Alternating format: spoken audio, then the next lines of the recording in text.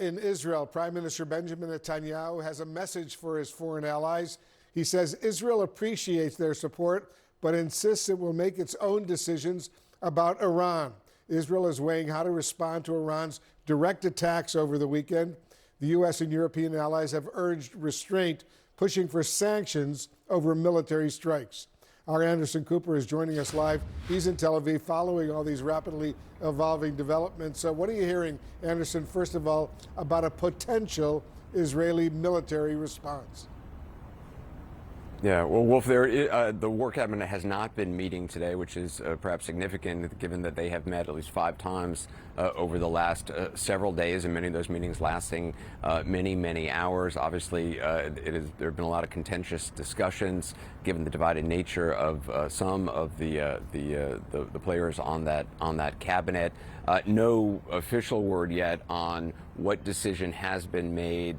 What timing of any kind of counter attack would be.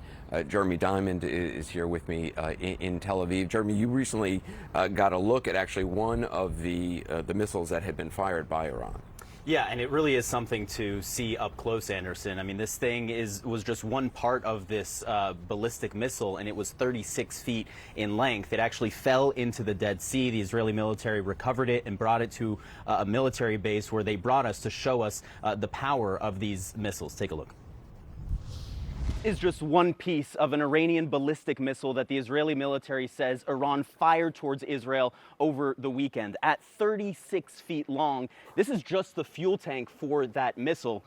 The Israeli military says more than 120 ballistic missiles were fired at Israel in this attack, only a handful of them actually making it through Israel's air defense systems. And the Israeli military believes this missile was likely intercepted. You can see the holes in the sides of this fuel tank. This missile was actually found in the Dead Sea. It was recovered and it was taken to this base in southern Israel. But now Israel says it must respond. It must reestablish deterrence. They say this attack cannot go unanswered. The only question now is how the Israeli military will respond and when. And so, Anderson, obviously the overwhelming majority of these 120 plus ballistic missiles were intercepted. But when you see it up close, you imagine the amount of fuel that's packed into that. The warhead itself is about 1/2 ton of explosives. And so you can just imagine the destructive power that it could have had it made it through that air defense system. And so it's interesting as we're looking for what the next steps of Israel's response will be. The Israeli prime minister invoking the fact that the allies, Israel's allies helped with that air defense effort. But still, he's saying that's not going to box him in as far as what Israel will do to respond to Iran. He's saying that Israel will make its own decision. What do you make of the fact that the War Cabinet is not meeting today, but that there have been so many meetings that have gone on for so long and still no action on a response? It's interesting because I know that initially there was a question of timing. Benny Gantz, Netanyahu's chief political rival, who's also a member of that war cabinet, he was arguing for a much swifter response. He wanted to respond basically right away to Iran's strike. Netanyahu kind of pumped the brakes, and that is also kind of characteristic of Benjamin Netanyahu. He is someone who, despite his kind of hawkish reputation, the rhetoric that he uses, he's actually someone who's quite cautious and certainly very deliberate in making decisions. I've been told by multiple Israeli officials that he likes to wait until the very last minute to actually call off, to make a decision. But it's also important to keep in mind that with any military action, there are timing things that could shift, right? Whether it's trying to hit a facility that's unmanned, realizing at the last minute that facility is indeed manned. There are a number of intelligence factors, military factors that could be weighing on a potential decision and perhaps why we haven't seen that military response come yet. Obviously, attention has not been on Gaza as much internationally over the last several days, which clearly there had been the Rafah operation that was supposed to, I believe it was supposed to be this week, and you had reported that leaflets were supposed to be dropped on Monday. That did not occur. Is that still on the table?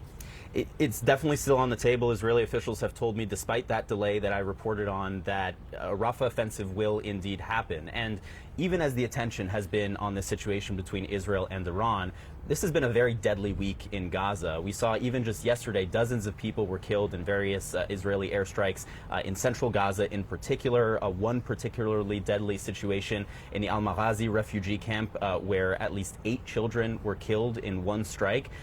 So it's important to keep in mind that even as the focus is on these kind of big geopolitical issues, Israel's military campaign in Gaza is still very much ongoing, and they are also vowing to finish the job there. And that's certainly a complicating factor as they consider this response to Iran.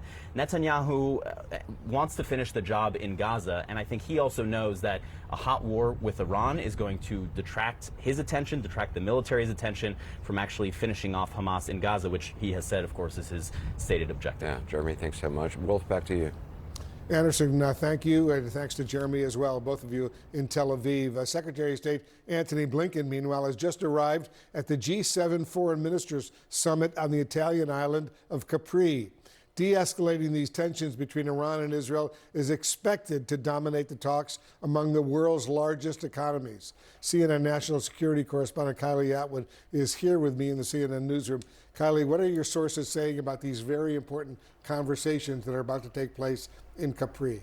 Well, given the backdrop, of course, this tension between Iran and Israel, what sources are focused on is these sanctions and new Iran sanctions. We heard just yesterday from the National Security Advisor, Jake Sullivan, to the president saying that the U.S. is working on new Iran sanctions to go after Iran's drone and missile program and also go after entities that are supporting Iran's IRGC and its Ministry of Defense. And then we've also heard from the UK Foreign Secretary, who was in Israel just this morning, saying that the G7 is looking at coordinated Iran sanctions. So that's something that we'll be watching for out of this meeting. The Secretary of State, Tony Blinken, just arrived there this morning. The other thing that I want to note, just to pivot for a second away from the region, is that U.S. officials just last week told reporters that there is really an unprecedented amount of support that China is giving to Russia in order to build up its defense industrial base. And that's allowing Russia to build up its military expansion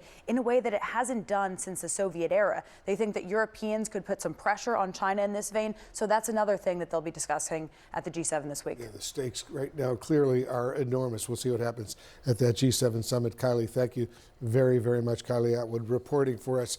I want to bring in CNN political and global affairs analyst Barak Ravid right now. He's also a reporter for Axios. Barak, give me your analysis of Prime Minister Netanyahu's statement thanking the allies for their support, but letting them know that Israel and only Israel will make the decision on how to respond to Iran. Hi, Wolf. Well, I think that both the Biden administration and other governments in the West, like the UK, like France, they're not telling Netanyahu what to do. They're just giving him an advice, and they say, look, you have the higher moral ground right now. Iran is in the corner.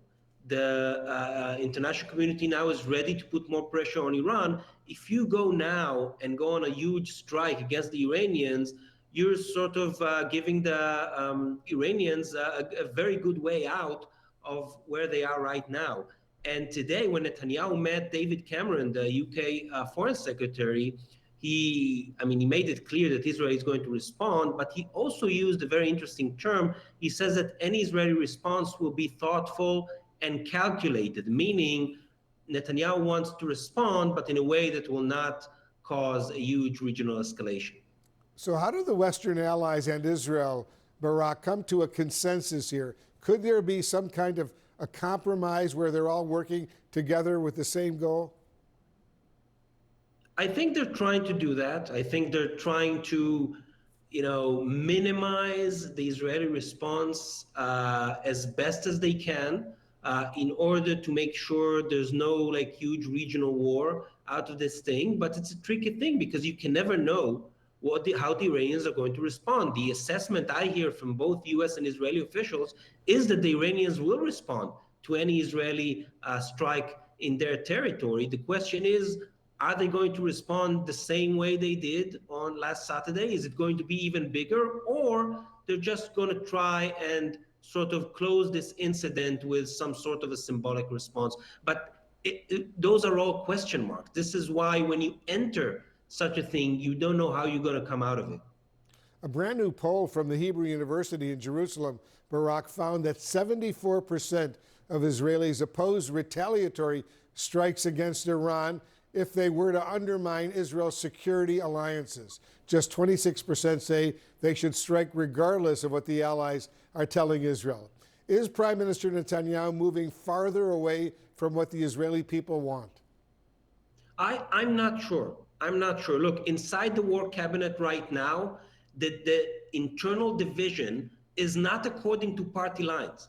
It's more a division between the former generals, Minister of Defense Gallant and former IDF Chiefs of Staff Eisenkot and Benny Gantz, and the civilians, Netanyahu himself, Ron Dermer, and Aryeh Deri, the leader of the ultra-Orthodox Shas party. So this is the division between the generals who want a more aggressive response and the civilians who are more careful.